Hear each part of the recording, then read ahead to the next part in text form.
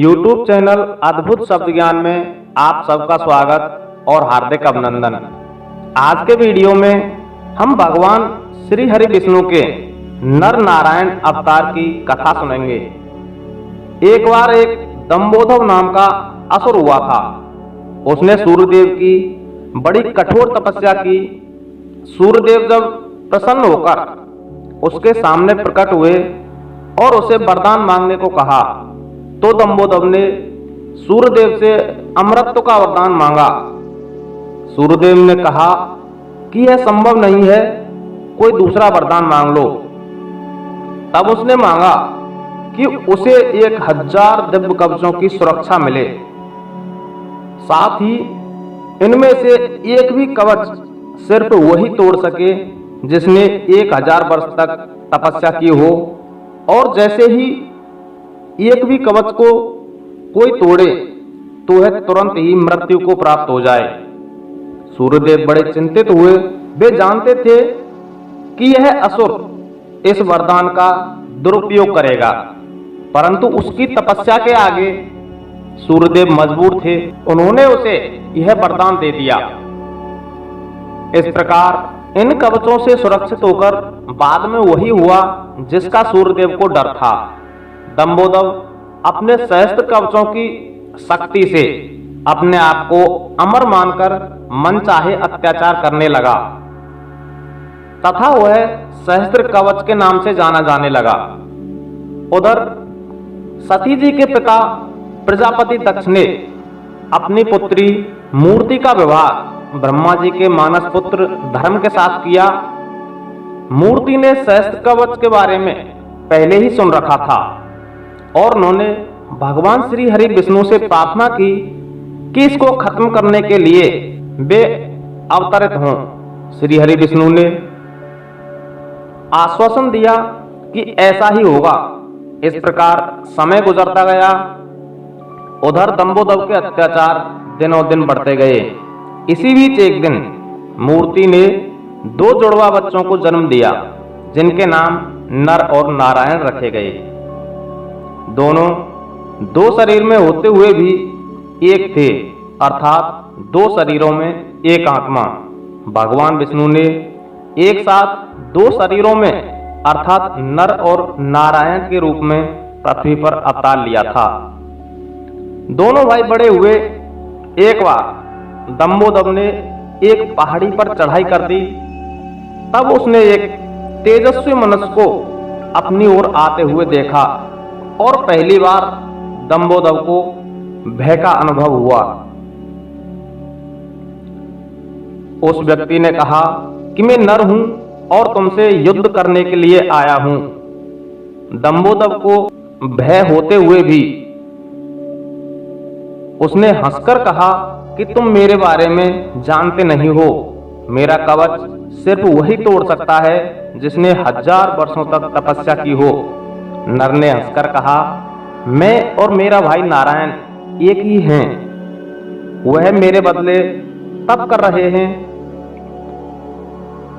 और मैं उनके बदले युद्ध करूंगा। युद्ध शुरू हुआ और सहस्त्र कवच को आश्चर्य होता रहा कि सच में नारायण के तप से नर की शक्ति बढ़ती चली जा रही थी। जैसे ही 1000 वर्ष का समय पूरा हुआ, नर ने सहस्त्र कवच का एक कवच तोड़ दिया, लेकिन सूर्यदेव के वरदान के अनुसार जैसे ही कवच टूटा, नर मृत होकर जमीन पर गिर पड़े। सहस्त्र कवच ने सोचा, चलो एक कवच तो टूटा, परंतु यह नर तो मर गया। तभी उसने देखा कि नर उसी की ओर दौड़ा चला आ रहा है और वह चकित हो गया कि अभी ही तो उसके सामने नर की मृत्यु हुई थी और वह इस प्रकार जीवित होकर मेरी ओर कैसे दौड़ा आ रहा है। लेकिन फिर उसने देखा कि नर तो मृत पड़े हुए थे।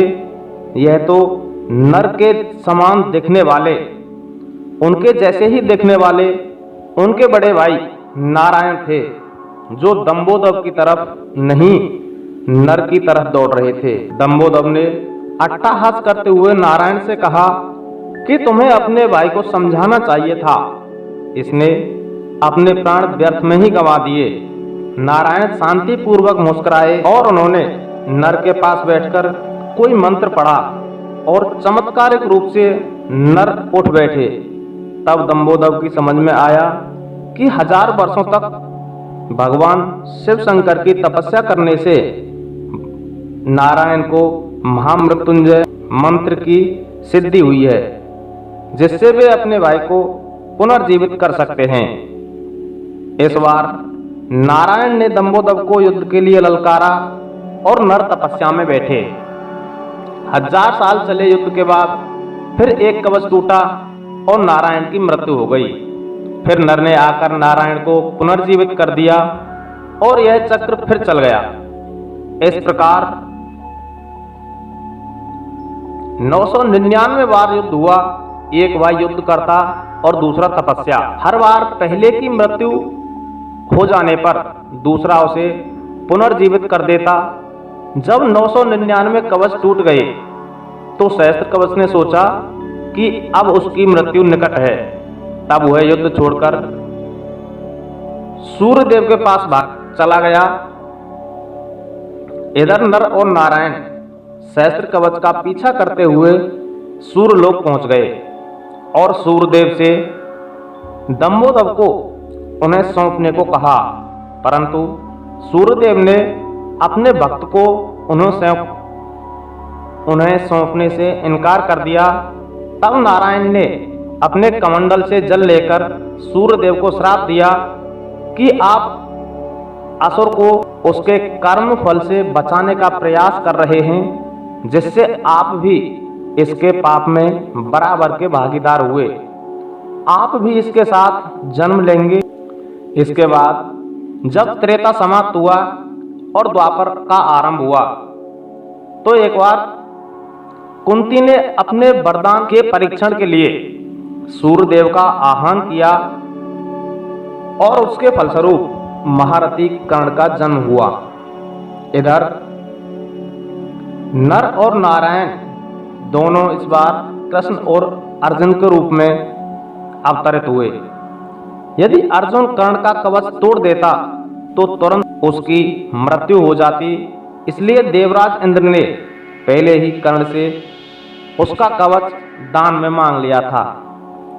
तो दोस्तों, यह थी नर और नारायण की कथा। उम्मीद करता हूँ आपको यह वीडियो अवश्य पसंद आया होगा। धन्यवाद।